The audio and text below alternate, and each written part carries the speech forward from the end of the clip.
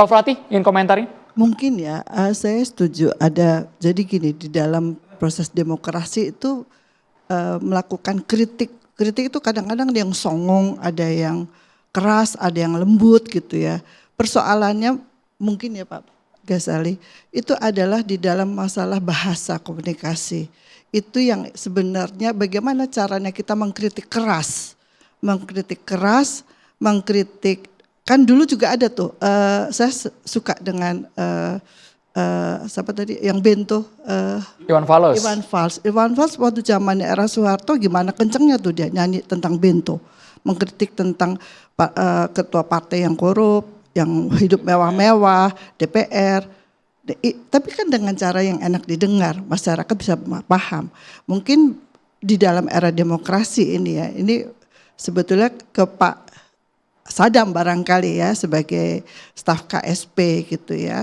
Bagaimana kita memandang demokrasi, karena negara pun seharusnya bisa memberikan ruang yang penuh terhadap masyarakat untuk dia mengkritik kebijakan, tetapi di satu sisi negara pun, pemerintah pun harusnya memberikan ruang juga untuk perkembangan demokrasi, politik, hukum yang sehat gitu. Ini yang harusnya ada di tengah-tengah. Di satu sisi kita memang boleh mengkritik, itu keras, kita tidak bisa mengkritik suatu kebijakan, itu boleh dengan cara apapun tetapi dibatasi gitu. Bukan bagaimana ya caranya. Saya nggak tahu juga, nanti mungkin dari Komikus ya. Bagaimana ini tren bahasa ya, tren komunikasi. Ini kan persoalan komunikasi sebenarnya.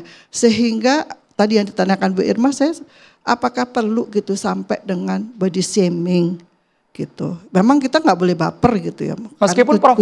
Ratih, saya ingin bertanya dari kacamata hukum mengenai Panji bahwa sudah berkonsultasi dengan Haris Azhar menggunakan menurut keyakinan saya, sehingga dengan kalimat tersebut itu akan lepas dari jerat pidana. Ya iya memang. Betul. Kan keyakinan. Nanti dikonfirmasi aja dengan Pak Fikar sebagai ahli pidana ya. Karena saya bukan ahli pidana. Nanti itu menjadi persoalan gitu ya.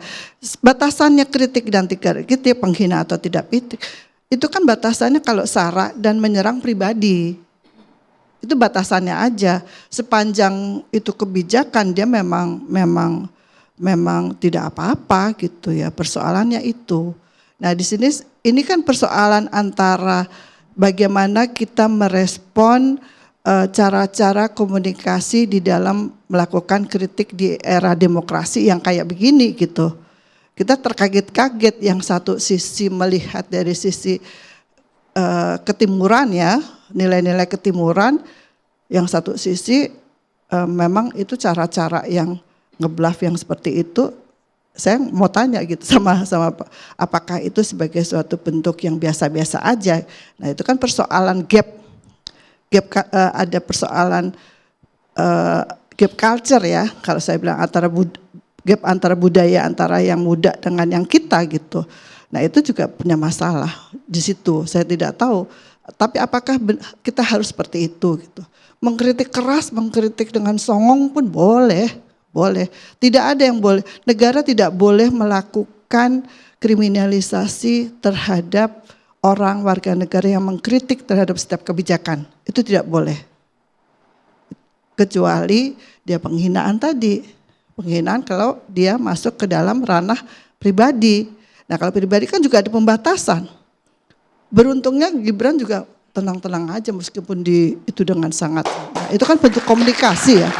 Oleh karena itu saya ingin tahu bagaimana dari sisi komunikasi itu enggak gitu, bermasalah enggak sih gitu. Mal Jupri harus komentar dulu, Prof, iya, sepertinya silakan. Prof. Dari soal komikus gitu, karena ini gap biasa ya Prof ya. Gap budaya antara budaya masyarakat yang tradisi, yang konvensional, yang mengutamakan dalam berkomunikasi bahasa yang santun, tapi di satu sisi ada budaya lain yang punya nilai-nilai yang beda juga.